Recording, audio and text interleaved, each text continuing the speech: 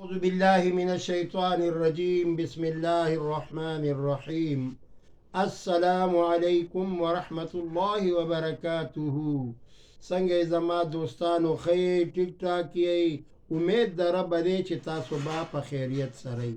نن د حضرت آدم علیه السلام پنځمه حصہ شروع کی. آدم علیه السلام چې کوم وخت کې د اسمانونو یعنی د جنت نه الله پاک راکوز کو، نو چې کله د ځمکې ته راغی نو حضرت آدم علیه السلام په څلورم اسمان نه بره بیت المعمور یعنی د فرشتو کعبه دی لیدلې وه. چې دی ولیدله نو دا فرشتې لګاتار لګیا دي د بیت المعمور نه طوافونه کوي. نو آدم علیه السلام خو چون کې د الله سره خبرې شوي وي، الله نه تپوس کړی چې دا بیت المعمور د فرشتو کعبه پروردګاره چې څنګه د پاسمانونو کې جوړه کړې ده، د څه شي نه؟ د یاقوتو نه، د زمرودو نه، یعنی د اعلی قیمتي کاڼي په هغې کې لګېدلې. نو پیله تعمیر حضرت آدم علیه السلام د بیت الله شریف شروع کو. او تاسو که وګورئ نو بیت الله شریف د بیت المعمور نه لاندې چې سال پکې دی د بره نه، نو دا د دنیا منځ دی. نو بالکل دغه بیت الله ته به دا سال راغورځېږي. دغه رنګې الله پاک ورته وفرمیل چې ای آدم علیه السلام ستا اولاد په صحیح طریقه باندې په صحیح معنو باندې حج لراشي، عمرې لراشي، او د دې بیت الله شریف نه وچکرې ووخي، کاغه حج وي کاغه عمره وي، زه به ورته ستا اولاد ته ټول ګناهونه معاف کوم. آدم علیه السلام خانه کعبه تیاره کړه. پہلا طواف حضرت آدم علیہ السلام آدم علیہ السلام سلویخ پیری حج د بیت اللہ تا د ہندوستان نراغلے دے پیاده مزل بے کولو. خود آدم علیہ السلام قد و قامت گوریڈیر لویو داغه یو قدم سو گزو. نو آدم علیہ السلام با راتلو حج د بیت الله د پاره او د بیت الله د بیچکریم والی صفا مروه بیم کولا، بیا به دعا غوښتله لکه حجیان صاحبان چې لاړ شي او دعاګانې غواړي. دا یاد ساتئ د دې قصې ټول نچوړ نن راجمع کیږي. حضرت آدم علیه السلام بیت الله شریف جوړ کړی دی، تعمیر یې کړی دی. حضرت نوح علیه السلام په دور زمانه کې دا خانه کعبه بیت الله شریف بیا د الله پاک په حکم باندې طوفان نوح چې ورته ویلی شي هغې سره دا بیا وران شوی دی. بیا حضرت ابراهیم علیه السلام او د هغه بچی حضرت اسماعیل علیه السلام تعمیر کړی دی. خو دغه رنګې آدم علیه السلام 40 دفعه حجونه کړي دي. نو د هغه اولاد منګه یو، زمونږ که وس کېږي یو پیره په مونږ او تاسو باندې په عمر کې حج فرض دی. او بیا د هغې نه پس که څوک ځي نو نفلي حجونه دي، هغې څه شمار نشته، که هر څومره دی وکړي ثوابونه ډېر دي. پلار د پارم طواف کولی شي، والد صاحب وفات ته، مور د پارم کولی شي، والده وفات ته، عمرم ولا کولی شي، خو چې په دنیا هغې موجود نه وي. دا بیت المعمور د فرشتو کعبه دا بر اسمانونو کې ده، اوس هم طوافونه کیږي. او زمونږ او ستاسو کعبه په سعودي عرب په مکه ښار کې آدم علیه السلام تعمیر شوی و. ما درته ذکر وکړو چې هغه به طوفان نوح سره هغه واره شوې وه.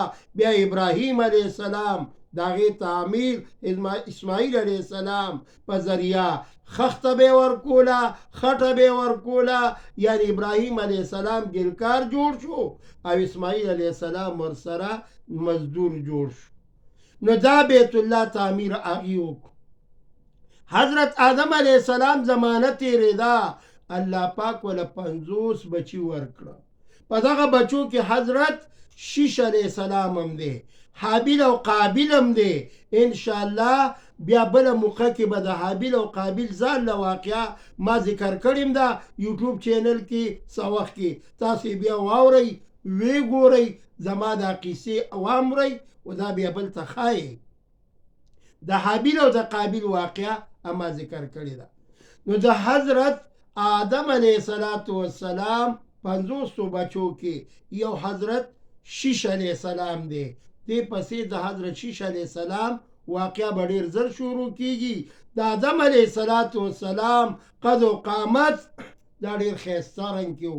ګوره یو روایت کې راځي چې حضرت آدم علیه السلام چوړی یعنی پلنواله 10 فوټه او د حضرت آدم علیه السلام لمبی یعنی اوږدواله دا څومره 90 فوټ یادېږي، بعضې روایتو کې 80 فوټ یادېږي. نو دغه زمانه کې عمرونه دا هم ډېر سیوا و، قطع و قامت دا هم ډېر زیات غټ به و. د حضرت آدم علیه السلام ټول عمر دا څومره دی؟ دا 1000 سال دی.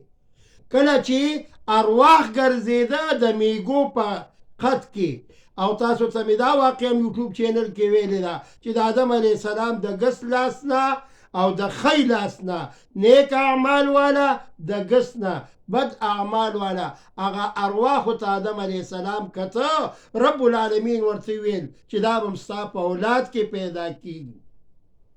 هغې نه وعده اخیستې شوې ده. هغه خبره تاسو ته ما په یوټیوب چینل کې کړې ده. نو د حضرت آدم علیه السلام لمبایی دا 90 یا 80 فوټ وه، او د هغې رنګ څنګه و؟ د حضرت آدم علیه السلام رنګ ډېر ښایسته و. په دغه کې په دغه ارواحو کې یو ورکوټي شانې د میږي په شکل صورت کې د حضرت داود علیه السلام هم روح پروت دی. رب العالمین نه تپوس کوي چې د ده دا چمک دمک تندی ډېر زیات وی، ډېر ښایست دی، ډېر خوبصورته دی. عمر یې څونه دی؟ نو الله پاک ورته وفرمیل چې د ده عمر به 80 کاله وي. نو حضرت آدم علیه السلام دقه ټیم کې وفرمیل چې اله العالمین د حضرت داود علیه السلام له زه دا خپل عمر نه د 1000 عمر نه 40 کاله زه ورکوم. یا الله چې زما دا عمر کم شي 40 کاله، خو چې د حضرت داود علیه السلام عمر سیوا شي. کله چې نیټه پوره کېدله حضرت آدم علیه السلام له ملک الموت راغی، فرشته راله، آدم علیه السلام ته مخامخ شو. آدم علیه السلام تپوس کوي زما عمر خو څومره به څونه راته پاتې دی؟ ای آدم علیه السلام ستا عمر ختم شوی دی، نیټه دی برابر دی. ما ته خو الله ویلیو چې تاله به زه دومره عمر در کومای. ای آدم علیه السلام 40 کاله دی حضرت داود علیه السلام له ورکړي دي. یعنی داود علیه السلام له چې د کم عمر ورکړی دی نو 40 کاله ستا پاتې و، دا به داود علیه السلام ته میلاویږي. نو علی هذا القیاس دقه رنګ ستا عمر پوره شو. ملک الموت حضرت اسرائیل علیه السلام انبیاء علیه السلام له بچې راته باقاعده به تپوس کولو، پوښتنه به کوله آیا روح قبض کم او که نه؟ خو دا خصوصیات د انبیاو. ما او تا نه دا تپوس نه کوي چې روح قبض کم او که نه. ما او تا چې نیټه پوره شي اذا جاء اجلهم، کله چې زما او ستا د اجل نیټه برابر شي، د موت وخت راشي، نو هغه به نه سیکنډ اخوا کېږي او نه به دې خوا کېږي. نو آدم علیه السلام واقعا تاسو ته ما 15مه حصہ هم بیان کړه. زما یوټیوب چینل جناب پروفیسر نورالهادي صاحب هغه ګوره ترجمانیم کوي، دې دپاره هغه ترجماني کوي. ما ورته وویل چې یاره بعضې خلک د پښتو په زبان کې کیدای شي په دې قصه پوه نه شي، نو آیا دا قصه ته په اردو زبان کې وکړه چې بعضې خلک په اردو باندې پوهیږي، په انکو پوهیږي، نو هغې په پښتو نه پوهیږي. لہذا چې هغې ته هم زما دا پیغام ورورسي، دا قصه ورورسي. نو عزتمندو د آدم علیه السلام قصه دا 15مه حصه وه چې تاسو ته ما ذکر کړله. انشاءالله د دې ترجماني په اردو کې هغه پروفیسر نورالهادي صاحب هغې به یې کوي، مخکې هم درته کړې ده. واخر الدعوانا ان الحمدلله.